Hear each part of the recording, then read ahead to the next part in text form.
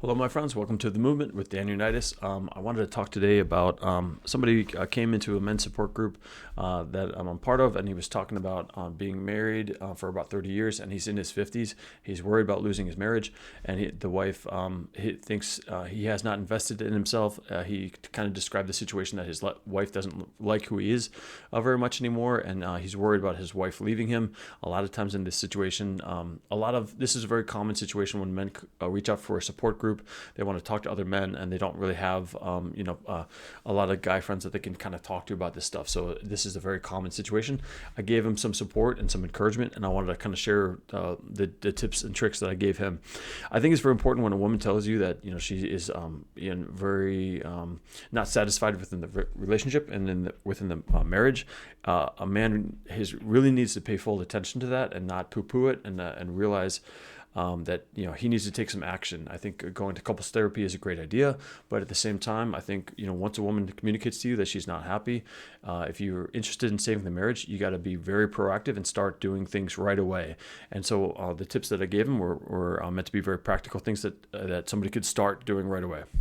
Just jumping into it, I would say don't seek out pity from your wife. Don't chase her and try to make things right by endlessly apologizing. I think decisive action is what's called for. And, a woman doesn't want to be, finessed into accepting who you are and accepting the situation that she's clearly communicated she's not happy with. So seeking out pity or kind of being woe is me about it is not going to do anything. It's just going to make the situation worse.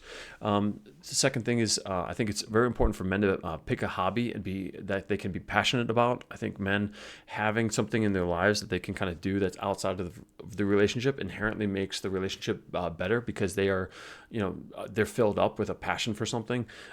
During COVID, I had a lot of spare time in my hands. I took up singing, which is something that I, would sing in the car for, whenever I was driving somewhere, but it was never a serious thing. But then when I had time to kind of just dive into it, I bought a microphone, I bought a speaker, and I started going nuts. 5 years later, I'm actually a halfway decent singer, and it's something that I'm passionately engaged in. I can't wait.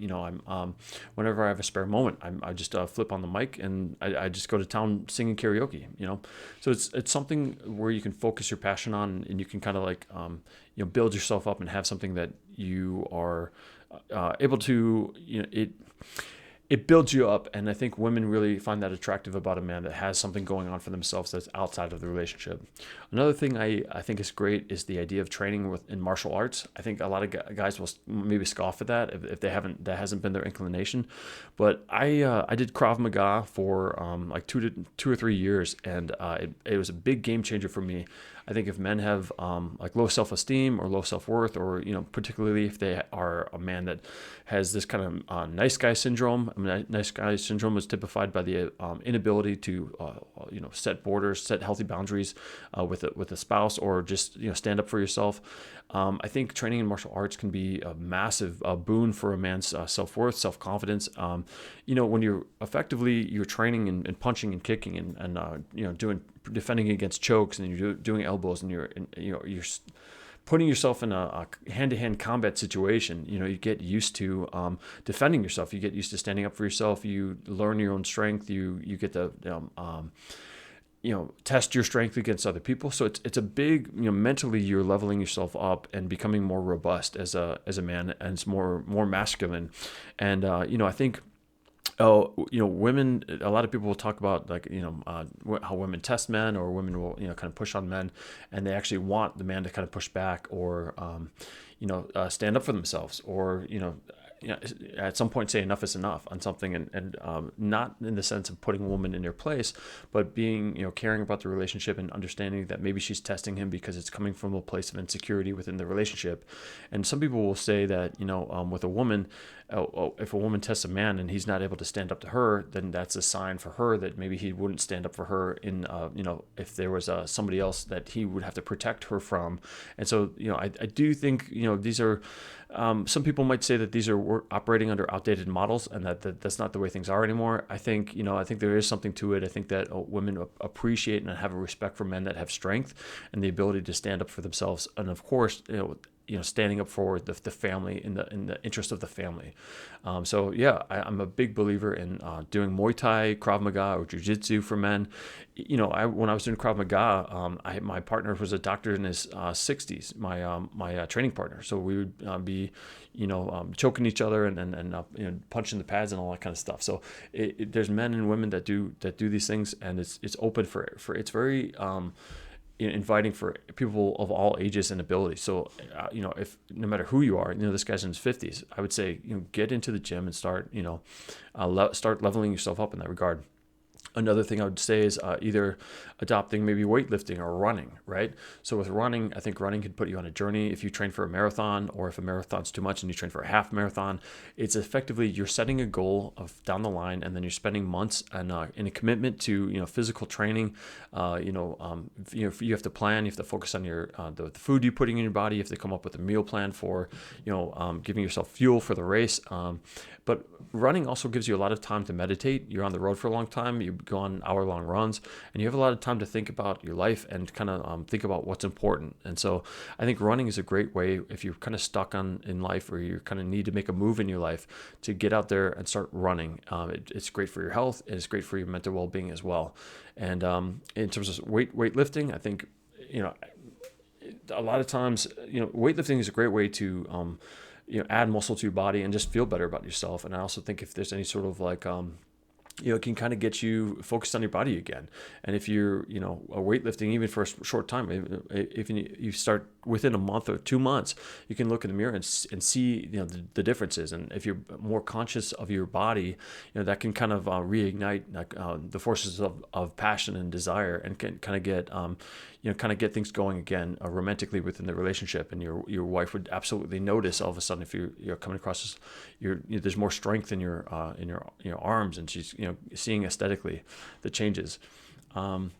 Another thing I'll say, this is kind of might feel like coming out of left field. It's like totally off the wall, but I think livening things up in the bedroom is absolutely critical if your marriage is stagnant. And they make a lot of ED pills out there, erectile dysfunction pills, and that even if you don't suffer from erectile dysfunction and you use these pills, especially if you're in your 40s and 50s and 60s and beyond, it's going to massively up your game and up your, I think it's very important in a relationship. If people are worried about the state of the relationship, and it's like, well, what do I do to improve the situation? It's like, I think a lot of times people wildly overthink that. And like, to me, it's like very intuitive. It's like, well, would you like to have, infrequent, mediocre intimacy in the bedroom? Or would you want to have, really intense, very extremely fulfilling, blow the woman's hair back, and have her feel like she just got, overtaken by a hurricane? It's very clear, very obvious, the answer. You want to have mad passion within the bedroom, and one of the ways to do that is to take very commonly prescribed medications that's freely available out there. So I'm a big proponent of sex is a large factor, a large pillar of a healthy relationship, and so people should spend time thinking about maximizing that. Going on from that, I also think a lot of focusing on the woman's pleasure and focusing on foreplay, focusing on bringing her to a climax multiple times before you even kind of get to the real intimacy, I think is like an obvious way to it's like if somebody's sitting there like, well, how do I save this marriage, and how do I get her attention? It's like, well, it's very obvious. I just think putting in a lot more work and being a lot more intentional, particularly in the inside the bedroom and fostering intimacy is a no-brainer. And so I would just say, if a guy is out there kind of wondering, I would say, spice it up. Look for ways to increase intimacy and really increase her pleasure, increase her fulfillment in the bedroom. Another thing I think I'm a bit strong advocate for is I think men need to be very much intentional in the romantic department. I think a lot of times my vibe is that I think women pick up a lot of slack. Women tend to feel compelled to take on a lot of caretaking roles for the family and for the for everybody within the family, and sometimes at the expense of herself. And so, if you operate under that notion that women are really overworked and a lot of times will take on too much for themselves and they overburden themselves, then you can kind of see the situation clearly as, hey, in the romantic department, they don't want to lead; they want the man to lead. So I strongly encourage men to step up in that department and lead. And so, it's like, I think oftentimes women can kind of be the long-term planners and also take over planning things on the calendar. So that's kind of like 99% of the time the woman's putting stuff on the calendar for the family or the man to do, and so he kind of concedes that role. But I think men need to absolutely step up and be proactive about planning dates and romantic outings for their wives. I think women absolutely love being whisked away on romantic getaways. So it's not that hard. All a man has to do is look up a hotel or a resort, for a weekend or overnight, and then look up restaurants in the area. Find a restaurant that she's gonna like. Review the menu, and then when you take her there, be a gentleman. Open the door for her, pull out her chair for her. Show her the menu and make recommendations on what that shows you put in the work to understand what she would want, and you took her there very intentionally. And women really appreciate when you show that you know them and you show that you care about them and you want them to be happy. That it's like so obvious. It's like, would you want somebody to treat you like they barely know you and like you're just friends, or do you want to be treated like somebody that is highly attuned to your needs and your wants and desires in life? And the answer is obvious. You'd want a partner that's very that treats you like you're special. And I think the give and the take there is you give this romantic attention freely because you feel that you're getting something from your wife. You're validating and providing you are expressing to her, I value you deeply, and this is to the level that I value all of the things that you do for me. I want to show you a really great time. I want to show you how special you are to me. So I think that's men need to step up and take the lead in the romantic department, and women are more than obliged and more than willing to let the man lead in that way. I also say you want to foster the marriage in the sense that play an active role in asking a woman about her day, allow her to vent, allow her give her space to kind of talk about things, show actively listen to her and not try to solve her problems, but to just allow her to have some space to just talk about her day and let all of the emotions of the day kind of drain out and vent away. And then you can kind of then have some romantic time with each other. You can give her a back rub, you can make her some tea, but you want to be somebody that she can kind of come to and she feels really good relaxing with at the end of the day. This kind of fosters respect, and this fosters intimacy outside of the bedroom, where she feels like she's got a partner that is they're always willing to listen, always encouraging, and always willing to support her. I would also say don't ask your wife for anything.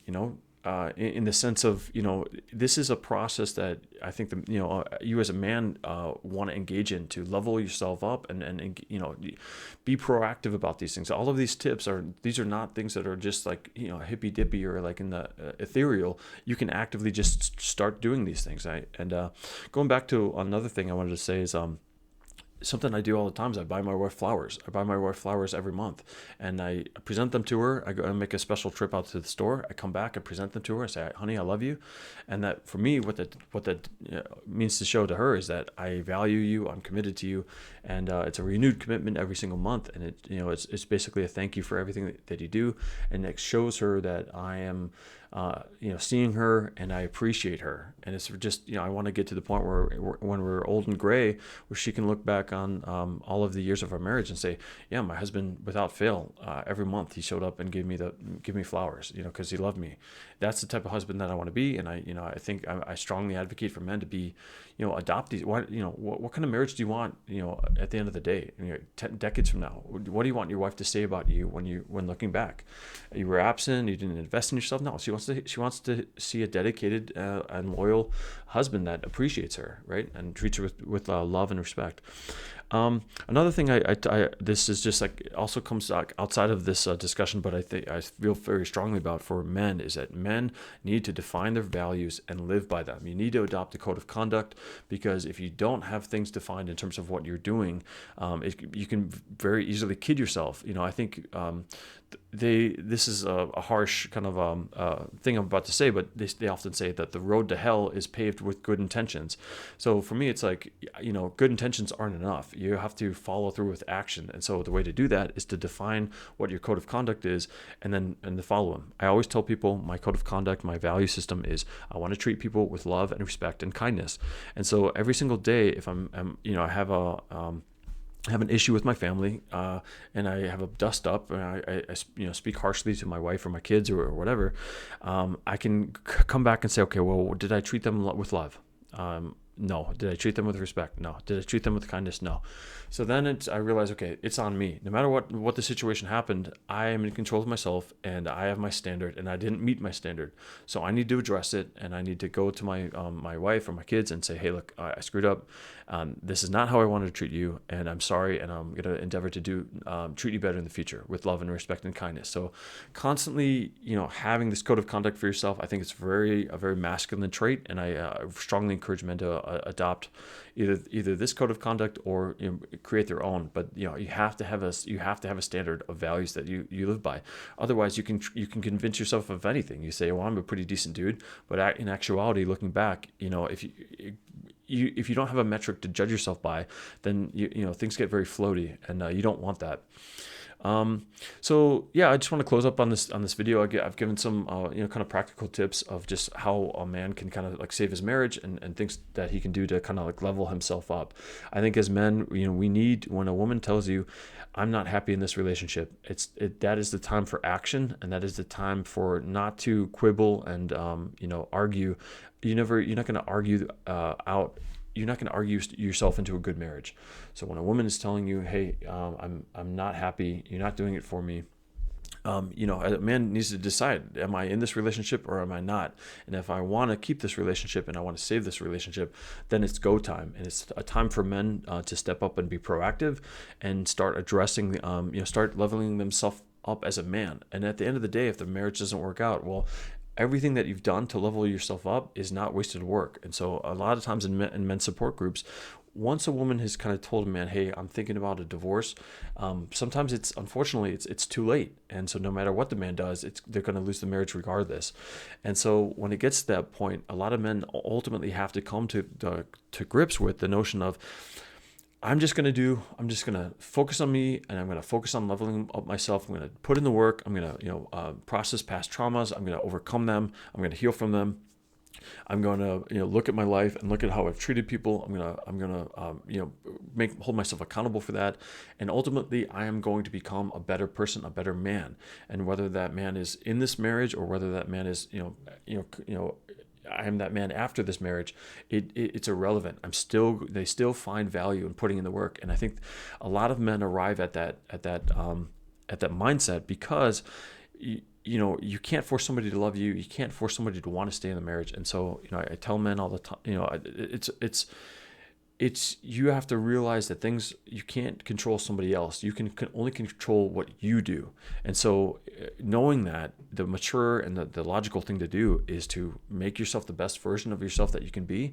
And hopefully it's enough to where your wife will see the hard work that you're putting in. She'll respect the fact that you want to stay in the marriage. She'll respect the man that you've become, and you will, things will get better. So that's it for me. I really, this is men's issues is something that's very near and dear to my heart. I was divorced, and now I'm in a marriage which I'm very thankful for, and I'm very grateful for, and I'm very invested in helping other men and helping women and helping couples thrive and succeed and be happy and live happy lives and have happy marriages. That's very near and dear to my heart. So thank you so much for your time. Thank you so much for listening. And if you like what I'm talking about, please like and subscribe. Please comment down below. I'd love to hear from you. And thank you so much. This has been The Movement with Dan Unitas, and I'll see you in the next one.